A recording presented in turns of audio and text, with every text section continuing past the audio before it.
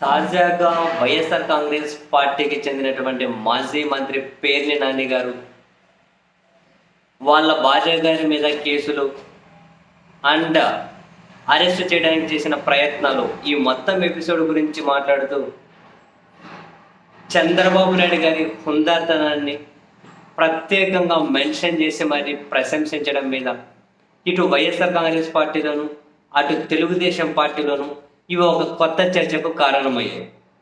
సరే, వైఎస్ఆర్ కాంగ్రెస్ పార్టీ వైపు నుంచి అయితే ఎవరైనా వాళ్ళ భార్య గారిని ఏ విధంగా రక్షించుకోవాలి, ఏ విధంగా కాపాడుకోవాలి అని చెప్పి ఆలోచిస్తారు.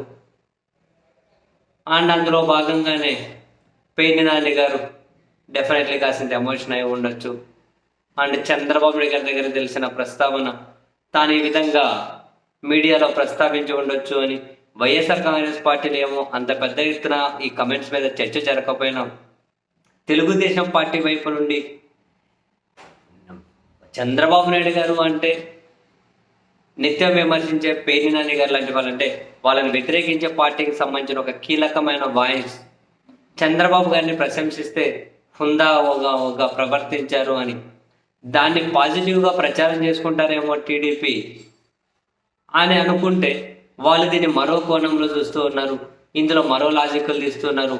ముఖ్యమంత్రి కార్యాలయంలో మాట్లాడినటువంటి మాటలు అంటే పేర్ని నాని గారు అనేది ఏంటి, కొల్లు రవీంద్ర గారు మంత్రి గారు ముఖ్యమంత్రి గారి దగ్గర పేర్ని నాని గారి వాళ్ళ భార్య గారిని అరెస్ట్ చేయించాలి అని చెప్పి ఒత్తిడి చేస్తే ఆడ మహిళల్ని అరెస్ట్ చేయించేది అని చంద్రబాబు గారు ఆసక్తి చూపలేదు అన్నది పేర్ని నాని గారి కమెంట్స్. దీని మీద తెలుగుదేశం పార్టీ వైపు నుంచి ఈవెన్ సోషల్ మీడియాలో పెద్ద ఎత్తున వాళ్ళు లేవనెత్తుతున్నది ఏంటి అంటే ఈవెన్ కొందరు రాశారు కూడా హెడ్డింగ్లు పెట్టి కోటలో కొవ్వట్టులు అని.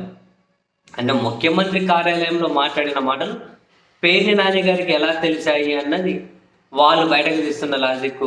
ఇక సోషల్ మీడియాలో కొందరు బై డిఫాల్ట్గానే అత్యుత్సాహం ప్రదర్శిస్తారు కాబట్టి ఇలా కోవట్టులు ఉన్నారు, ఇక్కడ మన దగ్గర జరిగేటివన్నీ తెలిసిపోతూ ఉన్నాయి, అది ఇది అసలు ఇక్కడ మాట్లాడిన అట్లా పేర్ని నాని గారికి ఎట్లా తెలిసాయి, రకరకాలుగా ఇటువైపు నుంచి అయితే లాజిక్లు ముందుకు వస్తూ ఉన్నాయి.